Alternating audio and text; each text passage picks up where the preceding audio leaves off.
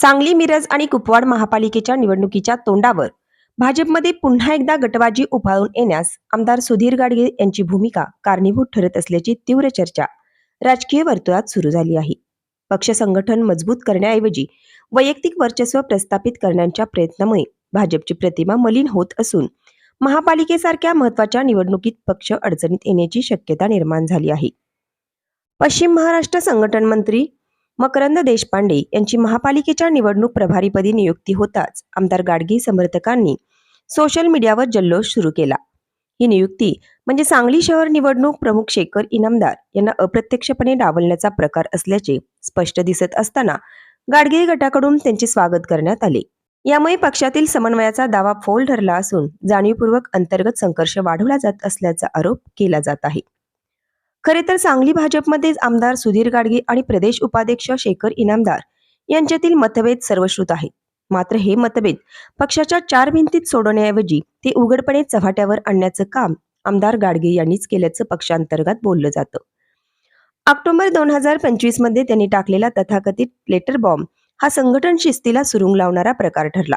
या पत्रामुळे भाजपची अंतर्गत भांडणे उघड झाली आणि विरोधकांना आयते कोलीत मिळाले. पक्षहिताऐवजी वैयक्तिक नाराजीला प्राधान्य देणे ही गाडगे यांची मोठी चूक असल्याची भावना वरिष्ठ पातळीवरही व्यक्त होत असल्याची चर्चा आहे. या लेटर बॉम्ब नंतर भाजप शहर जिल्हा कार्यकारिणीची निवड करण्यात आली. मात्र या प्रक्रियेत आमदार गाडगे आणि आमदार सुरेश खाडे यांचेच वर्चस्व दिसून आले.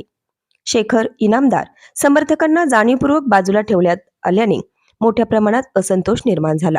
संघटन सर्वसमावेशक ठेवण्याऐवजी आपलेच लोक आपलेच पद असा संकुचित दृष्टिकोन स्वीकारल्याचा आरोप आमदार गाडगे यांच्यावर केला जात आहे. यामुळे पक्षातील अनुभवी कार्यकर्ते आणि पदाधिकारी नाराज झाले असून त्यांचा थेट फटका निवडणुकीच्या तयारीला बसत आहे.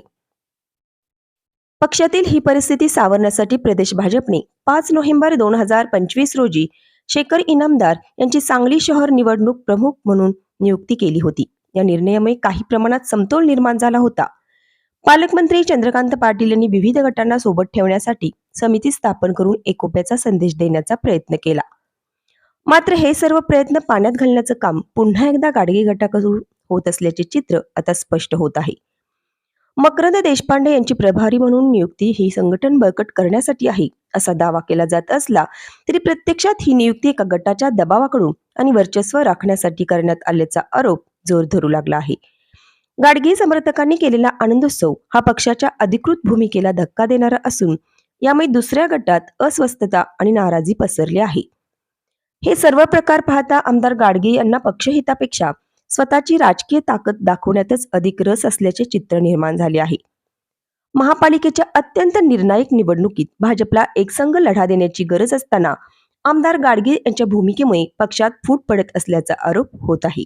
जर ही गटबाजी थांबवली नाही तर त्याची फार मोठी किंमत भाजपला निवडणुकीत मोजावी लागेल अशी गंभीर चेतावणी आता पक्षांतर्गतच दिली जाऊ लागली आहे.